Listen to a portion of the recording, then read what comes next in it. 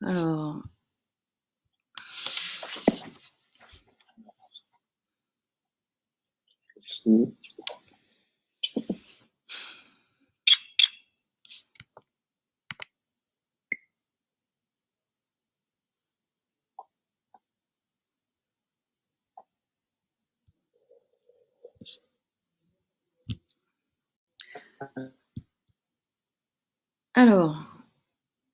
en principe, le Facebook Live est lancé.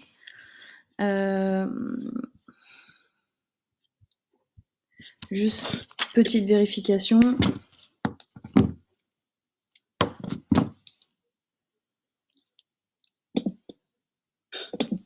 Voilà, effectivement. Alors, est-ce qu'il est accessible depuis la page? C'est lancé. Oui, c'est lancé, c'est sûr? Oui, c'est lancé. Ok, super. Alors, bonjour à tous, bienvenue sur notre premier Facebook Live officiaux.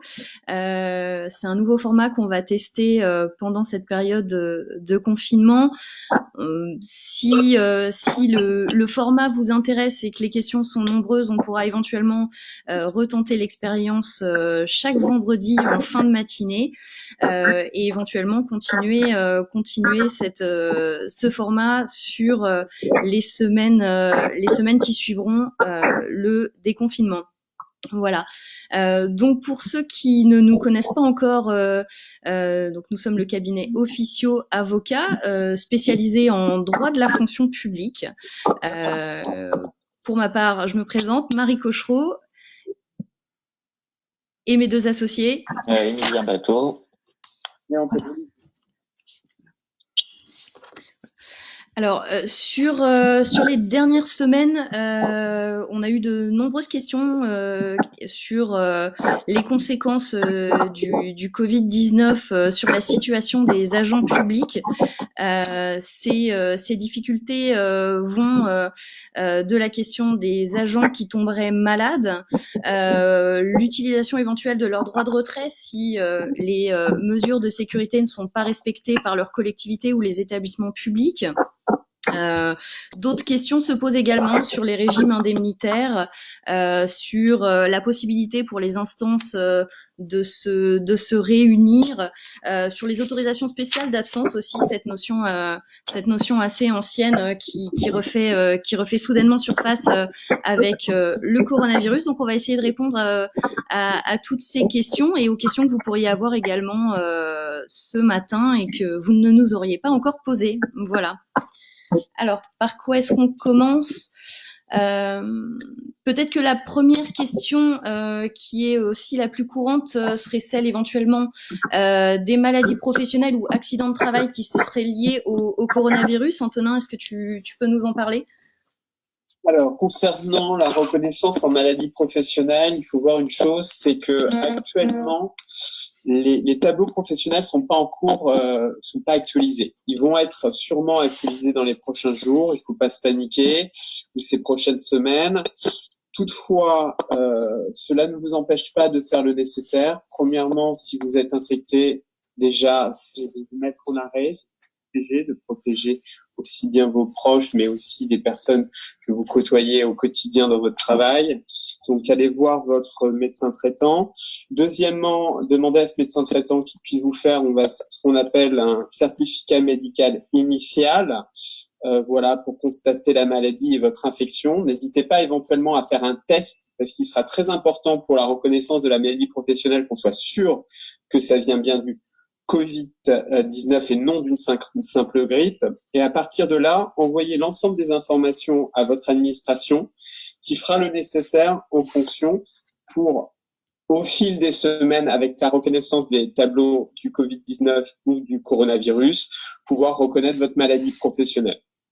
Alors, Antonin, tu nous as parlé des tableaux des maladies professionnelles. Peut-être qu'il faudrait expliquer un petit peu plus parce que tout le monde ne sait peut-être pas de quoi il s'agit. Qu'est-ce que c'est que ces tableaux des maladies professionnelles et pourquoi le coronavirus n'y est pas?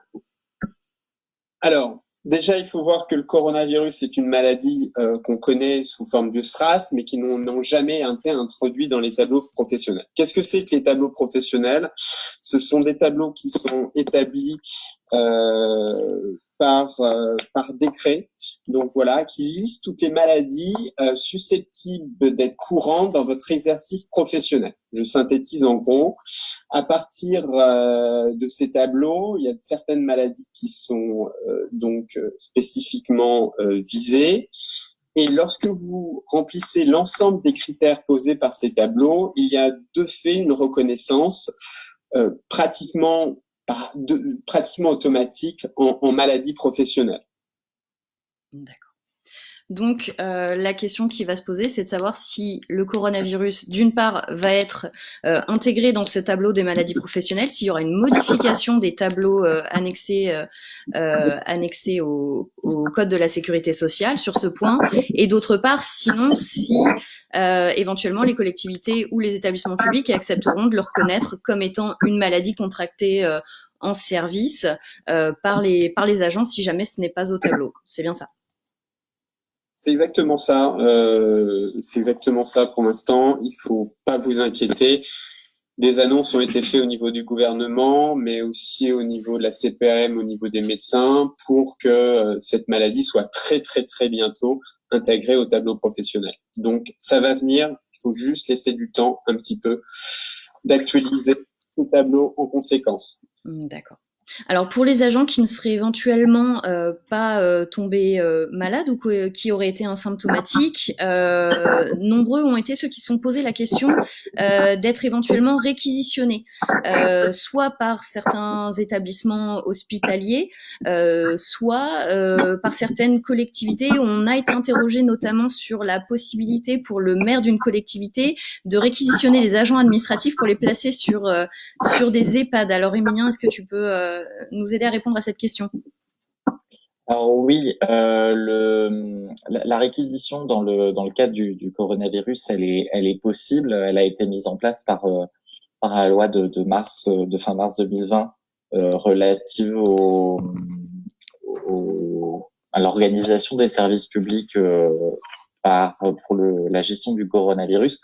Cependant, elle n'est mise en place que par les préfets. Il n'y a que les préfets qui peuvent mettre en place de telles réquisitions. Donc, la réponse à la question qu'on nous a posée, les directeurs d'établissements hospitaliers, donc à la limite, ils peuvent demander aux préfets de le faire, mais ils ne peuvent pas le faire eux-mêmes. Par ailleurs, on ne peut pas être réquisitionné, si c'est le cas, sur des fonctions qui ne correspondent pas à ses compétences. Donc en réalité, ce qui va se passer, ce qui se passe actuellement dans les administrations, c'est plutôt une organisation classique du service, c'est-à-dire que si vous avez des missions qui peuvent être exercées et qui sont nécessairement exercées au service sur place, vous allez devoir y aller. C'est pas parce qu'il y a une crise sanitaire que vous devez pas exercer vos missions. Donc c'est à l'administration d'organiser assez classiquement le travail. Et dans l'hypothèse dans laquelle l'agent pourrait pas l'exercer sur place, le mettre en télétravail. Mais une administration classique ne peut pas réquisitionner ses agents, donc ça, il n'y a pas de particularité là-dessus. Donc la question qui s'était posée, c'était notamment certaines communes qui envisageaient de réquisitionner du personnel administratif pour aller exercer en EHPAD en soutien à des maisons de retraite. Ceci n'est pas possible. Donc, c'est déjà pas possible parce que le maire ne peut pas prendre des réquisitions. Et ce n'est pas possible parce qu'on ne peut pas demander à un personnel administratif d'exercer des fonctions de soignant. Donc, rester dans cette logique d'organisation classique du service public. D'accord. L'autre question qui nous a été posée également est celle éventuellement de la possibilité pour les agents qui ne seraient pas réquisitionnés d'être amenés à télétravailler ou à bénéficier d'autorisations spéciales d'absence. Donc, qu'est-ce que c'est que ces autorisations spéciales d'absence ou ASA? Dans quel cas on pourrait éventuellement en bénéficier? Est-ce que c'est prévu dans le cas du coronavirus? Et est-ce que ça peut éventuellement remplacer le télétravail ou remplacer les congés d'un agent? Donc je fais cette réponse, oui. Je suppose. Alors, la règle qui a été mise en place par la Direction générale de la fonction publique et la direction des collectivités locales et celle des hospitaliers, enfin la direction d'organisation des soins, donc les 3 grandes directions ministérielles qui gèrent la fonction publique, ça a été de dire, par principe, on télétravaille, c'est-à-dire que dès que le travail peut être organisé en télétravail, on privilégie le télétravail, même dans les administrations dans lesquelles il n'était pas possible, parce que dans certaines administrations, il fallait qu'il y ait une délibération qui soit mise en place, un règlement qui soit mis en place pour télétravailler. Voilà, on est un petit peu hors cadre juridique, on considère que le télétravail est possible malgré cela, et que c'est la règle. Si votre service doit être maintenu en présentiel, vous allez travailler en respectant les règles de sécurité qui sont mises en place par le gouvernement et éventuellement déclinées par votre administration pour gérer au mieux la distanciation sociale et le respect des règles sanitaires. Et c'est uniquement dans l'hypothèse dans laquelle vous pouvez pas du tout télétravailler et que votre service est fermé, ou voilà qu'il peut pas être exercé à distance, qu'on peut vous faire une ASA, donc une autorisation spéciale d'absence. Alors le problème qu'on a, c'est que les autorisations spéciales d'absence, donc c'est une absence de l'agent, mais qui est quand même rémunérée, qui n'est pas un congé annuel, hein, c'est vraiment une absence, c'est pas un congé maladie non plus, c'est une absence autorisée. Le problème de cette ASA, c'est que celles qui existent sont limitativement énumérées par les textes. Or, il n'existe pas d'autorisation d'absence pour crise sanitaire. Ça n'existe nulle part. Alors, le gouvernement, de manière un peu hésitante, a considéré qu'on pouvait quand même en donner. Alors, il n'y a pas de fondement juridique, ça ressort d'un communiqué de presse et d'une note d'information dont la valeur juridique est nulle. Mais à défaut, pour l'instant, on n'a pas le choix. Faut faire avec ça. L'objectif, c'est de protéger tout le monde. Donc, on met en place ces autorisations d'absence et vous êtes rémunéré en théorie à taux plein. Il y a des questions qui se posent là-dessus. On verra si on y revient après. D'accord. Alors, l'autre question qui nous a été posée, alors non pas via le Facebook Live, mais par mail, et qui avait fait l'objet il y a quelques jours d'un article du cabinet, c'est la question du droit de retrait. Beaucoup d'agents se sont demandé s'ils pouvaient éventuellement exercer leur droit de retrait, car comme vous le savez, toute la difficulté dans cette crise sanitaire et le manque de matériel, à la fois pour la population, mais aussi et surtout pour les personnels soignants. Notamment, on parle de pénurie de gel hydroalcoolique, de masques, de blouses. On a vu beaucoup de choses passer sur les réseaux sociaux et les chaînes d'infos plus classiques.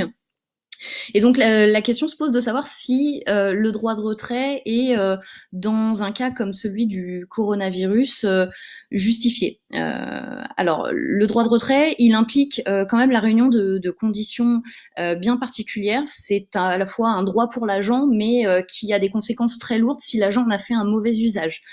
Donc tout le monde ne pourra pas se prévaloir du droit de retrait. Ça c'est certain, c'est vrai pour toute situation et c'est d'autant plus vrai dans le cas du coronavirus.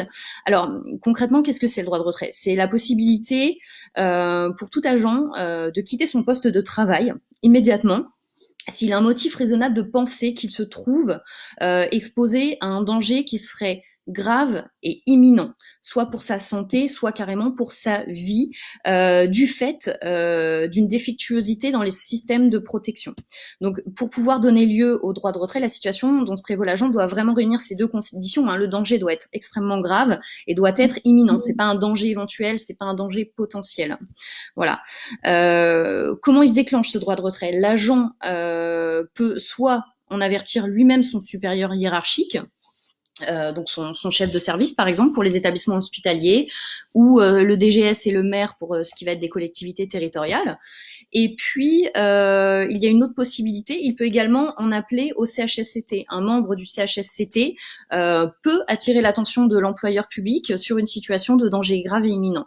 Dans ce cas-là, va se réunir une réunion extraordinaire du CHSCT dans un délai de 24 heures, donc en urgence, pour voir si la situation est effectivement aussi grave que ce qu'a soulevé l'agent ou le membre du CHSCT, et éventuellement trouver des mesures pour pallier à ces difficultés et aux carences dans les systèmes de protection.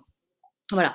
Si le droit de retrait, après cette réunion, s'avère justifié, aucune sanction ne pourra être prise contre l'agent, il n'aura pas de retenue sur sa rémunération, on considérera qu'il avait raison d'exercer son droit de retrait, qu'elle était particulièrement justifiée. En revanche, si jamais le droit de retrait n'est pas considéré comme justifié, l'agent peut être mis en demeure de reprendre ses fonctions et peut s'exposer à des retenues sur traitement, voire à des poursuites disciplinaires. Donc c'est quand même un droit important pour les agents, mais qui ne doit pas non plus être utilisé dans n'importe quelle situation et à la légère. Alors, est-ce que le coronavirus justifie l'exercice d'un droit de retrait? En l'occurrence, là, ce sera une appréciation à faire au cas par cas. Hein. C'est l'appréciation à laquelle se livre classiquement le juge administratif. Il n'y a pas des cas qui sont posés par les textes dans lesquels on a absolument le droit et dans lesquels on n'a absolument pas le droit, à quelques exceptions près, de fonctions incompatibles comme les sapeurs-pompiers ou les gardes champêtres ou les agents de la police municipale qui, eux, n'ont textuellement pas le droit d'exercer leur droit de retrait. Pour tous les autres agents, la question va être vraiment au cas par cas. Donc il va falloir regarder si déjà d'une l'agent se trouve dans l'un des fameux clusters, une des zones où le virus est extrêmement développé, où de nombreuses personnes ont été contaminées. Il faut voir aussi quelle fonction exerce l'agent. Est-ce qu'il a vocation à être en contact avec des malades atteints du coronavirus ou pas du tout? Évidemment, du coup, on ne sera pas dans une même situation pour un agent qui travaille dans un service administratif et un qui va travailler dans une des unités dédiées au Covid, notamment en réanimation. Donc, il faudra voir aussi si l'agent souffre potentiellement d'une pathologie susceptible de le classer dans les personnes à risque. Ce sera éventuellement l'un des indices marquants. Et puis, il faudra voir si son établissement ou sa collectivité fait partie de ceux qui ont mis en place suffisamment ou insuffisamment de moyens par rapport aux recommandations de l'OMS ou recommandations gouvernementales pour lutter contre le virus. Donc ça va pas être une question toute blanche, toute noire. Ça va être vraiment une appréciation au cas par cas. C'est à chaque agent de voir dans quelle situation il se trouve. Et dans chaque établissement, la question sera traitée de manière différente. Alors évidemment, face au droit de retrait, se pose aussi la question de l'intérêt du service.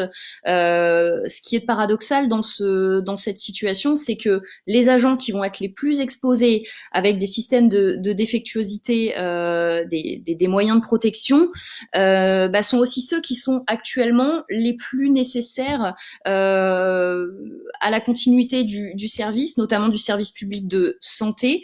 Et donc ça va être des éléments à mettre en balance dans cette décision d'utiliser ou de ne pas utiliser le droit de retrait. Donc ce ne sera pas une question qui sera simple à répondre. Tous les agents ne seront pas aussi volontaires pour utiliser ce droit de retrait. Il comporte quand même un risque parce qu'on est dans une situation qui est extrêmement particulière et il n'est pas certain que le juge considère qu'il soit justifié, même pour des personnels médicaux extrêmement exposés. Alors, on a Marie une question relative justement au droit du travail, qui est, je pense que la réponse va être assez rapide. Pour les fonctionnaires territoriaux, existe-t-il des fonctions incompatibles avec le droit de retrait? Oui, alors c'est ce que j'ai dit rapidement tout à l'heure, c'est qu'effectivement Oui. certains fonctionnaires territoriaux n'ont pas la possibilité d'exercer leur droit de retrait. C'est le cas des sapeurs-pompiers, des agents de police municipaux et des gardes champêtres. Voilà, c'est un texte relativement ancien qui date, enfin c'est un arrêté du 15 mars 2001 qui déterminait les missions de sécurité et de protection des personnes et des biens qui seraient incompatibles avec l'utilisation du droit de retrait. Donc le pouvoir réglementaire à l'époque avait considéré que ces professions-là étaient vraiment indispensables à la sécurité des personnes et quelles que soient les circonstances ne pouvaient utiliser leur droit de retrait. Alors, autre petite question, je vais essayer de les prendre dans l'ordre et puis de toute façon, on refera un Facebook Live la semaine prochaine parce qu'il y a beaucoup de questions qui se posent. Quid de la possibilité de sanctionner un agent qui doit être en télétravail, mais qui manifestement met tout en œuvre pour éviter de télétravailler? Je réponds. Oui, vas-y. Alors, le télétravail, c'est juste une modalité d'organisation du travail. Le fait de ne pas exercer ses fonctions, les exercer avec retard, de mal les exercer, est passible de sanctions. C'est un manquement aux obligations classiques. La seule difficulté en matière disciplinaire, c'est toujours la même. C'est qu'il va falloir prouver effectivement pour l'administration que l'agent ne travaille pas. Ça, c'est à chaque administration et à chaque manager de mettre en place des outils de suivi permettant de s'assurer que ces agents travaillent. Et alors, d'après ce que je comprends de la question, c'est que là, c'est manifestement un agent qui travaille pas du tout. Dans ces cas-là, s'il n'y a pas de rendu, s'il devait rendre des choses à des dates précises, etc., bien sûr, on peut engager une sanction disciplinaire.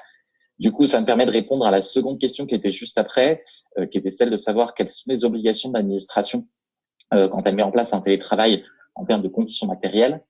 Il faut bien quand même que le télétravail soit possible pour l'agent, pas uniquement dans le cadre des fonctions.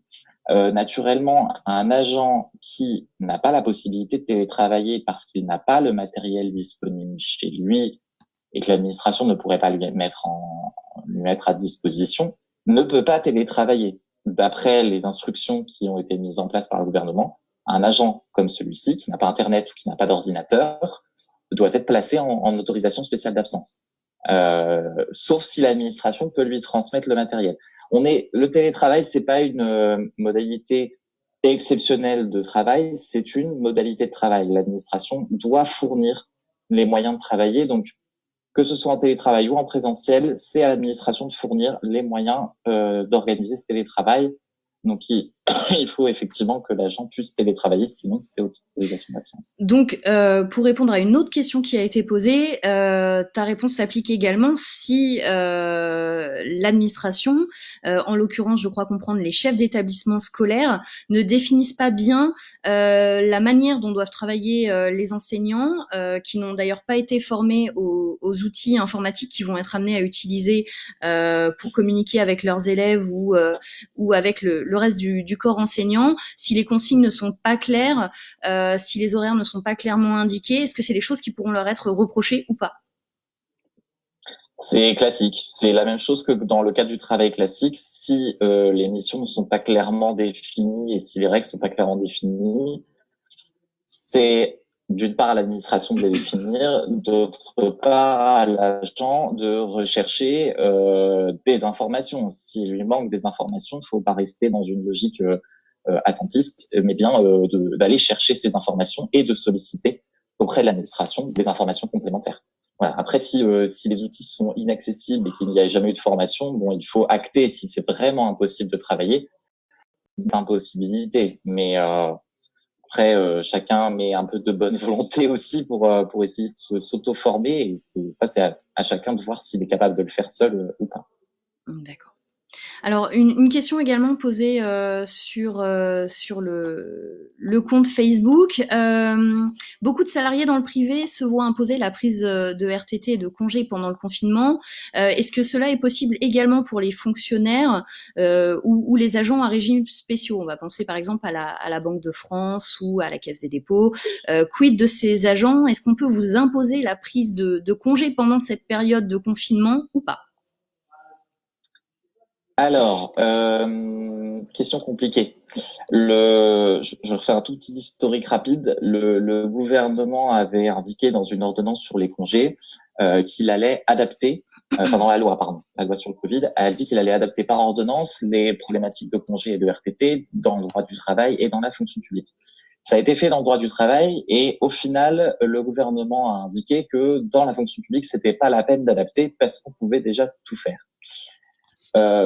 Oui et non. Dans la fonction publique, le principe, c'est que les congés sont fixés par l'administration sur consultation des agents. Cette fixation peut être faite pour l'intérêt du service. Et c'est là que la difficulté se pose. Moi, je suis pas d'accord avec l'idée selon laquelle l'administration pourrait faire n'importe quoi, c'est-à-dire poser des congés, pas poser des congés, etc. pour s'organiser comme elle le souhaite. Non.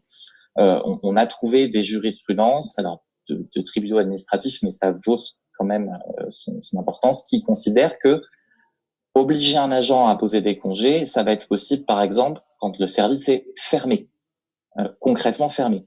Ce qui me semble totalement impossible, c'est imposer des congés à un agent dont le service n'est pas fermé. Par exemple, si des collègues sont en train de télétravailler dans le même service. La règle qui a été mise en place, alors même si juridiquement elle n'est pas stable, mais la règle qui a été mise en place par le gouvernement, c'est si vos collègues télétravaillent et que vous pouvez pas télétravailler, autorisation spéciale d'absence et pas congé.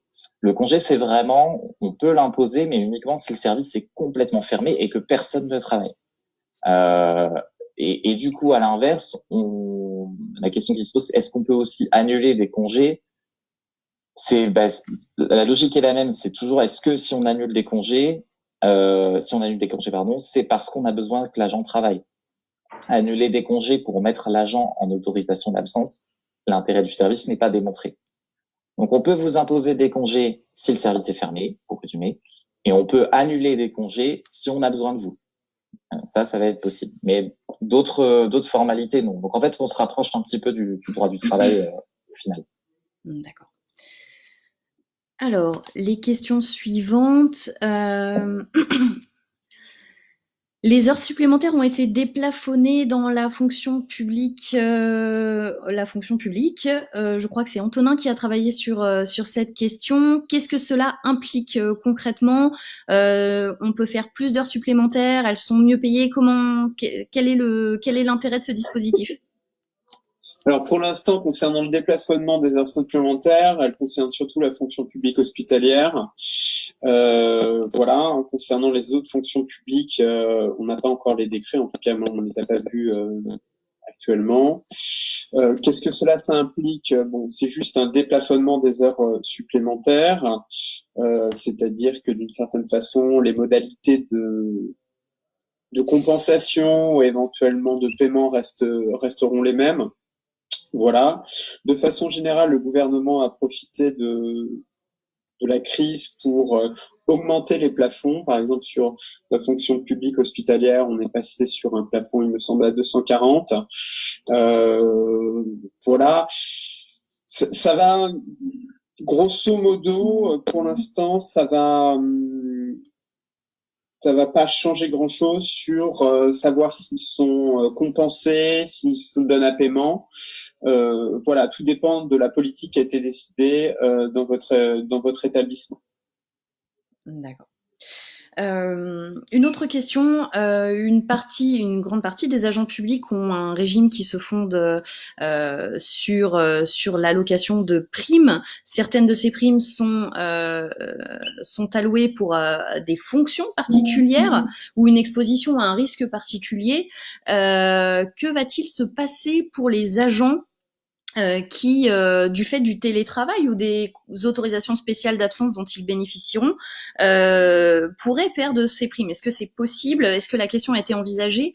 Je crois que pour l'instant, le gouvernement n'a pris aucun décret officiel sur la question. Par contre, Émilien, il y a eu des informations qui ont été faites. Alors, de quoi s'agit-il? Ah, attends, pardon, peux-tu reprendre parce que j'étais en train de lire une autre question. D'accord. Alors, c'était sur la baisse ou la suppression de primes Oui. aux agents du fait du confinement, d'avoir été placés en autorisation spéciale d'absence ou en télétravail. Et donc, du coup, que va-t-il advenir des primes liées, par exemple, à la prise de risque ou à l'exercice de certaines fonctions qui ne sont actuellement pas réunies. Voilà. Alors, il y a beaucoup d'endroits dans lesquels effectivement le fait d'être placé en autorisation spéciale d'absence ou en télétravail fait réduire certaines primes qui sont plus allouées.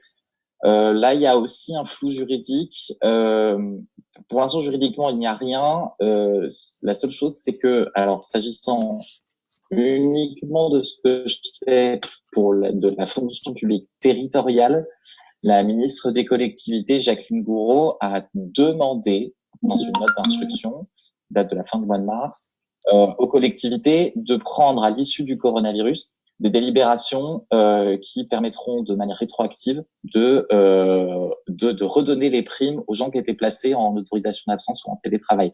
Alors le problème, c'est que c'est une demande de nature politique, ça n'a aucune forme de contrainte. Ça sera à chaque collectivité de le décider. On verra par la suite si on pourra engager la responsabilité de sa collectivité parce qu'elle n'a pas replacé les primes comme le ministère l'avait demandé. Tout ça, c'est flou. Ça fait partie des choses un peu exceptionnelles de la crise.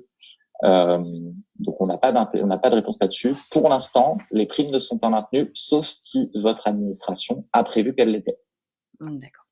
Alors, une dernière question qui vient de nous être posée en direct, et vu le temps qui nous reste, ce sera sûrement la dernière à laquelle on pourra répondre. Que se passe-t-il lorsqu'un agent CDD contractuel de la fonction publique lorsque son contrat prend fin durant le confinement? Est-ce qu'il peut être renouvelé d'office? Est-ce qu'il se termine et l'agent n'a le droit à rien? Est-ce qu'il peut être renouvelé même en l'absence d'entretien?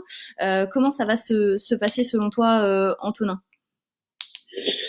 C'est une bonne question. Normalement, bon, faut voir deux possibilités. C'est-à-dire que lorsque l'agent donne totalement satisfaction, je pense que ce renouvellement peut en effet se faire d'une certaine façon d'office parce que beaucoup de délais ont été suspendus pendant cette période de confinement. Après, si le non-renouvellement est dû à des mauvaises évaluations, ainsi de suite, à mon sens, l'intérêt du service pousse à mettre fin à ce contrat. Donc, il va falloir distinguer, à mon sens, deux hypothèses.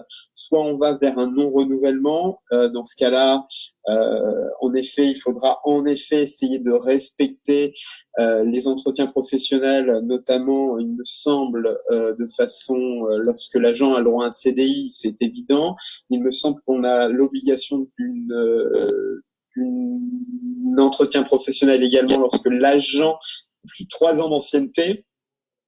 En effet, s'il n'est pas possible de faire ces entretiens, il est conseillé de prolonger en tout cas le contrat le temps que cet entretien puisse se faire pour respecter l'ensemble des formalités nécessaires. Bon, après, il est possible de jouer sur les formalités impossibles, mais bon, moi je conseillerais par prudence en tout cas de renouveler l'agent le temps que ces modalités spécifiques puissent être accomplies.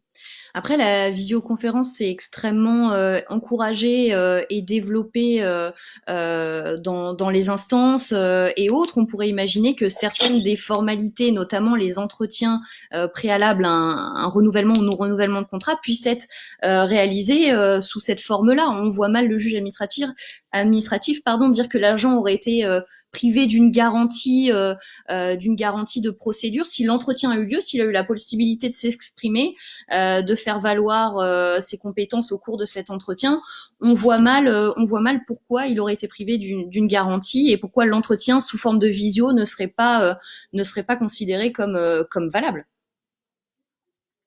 En effet, ouais, faudrait voir. Après, il faudrait que l'agent ait les possibilités de faire la visioconférence. Normalement, tout le monde a la possibilité de faire la visioconférence.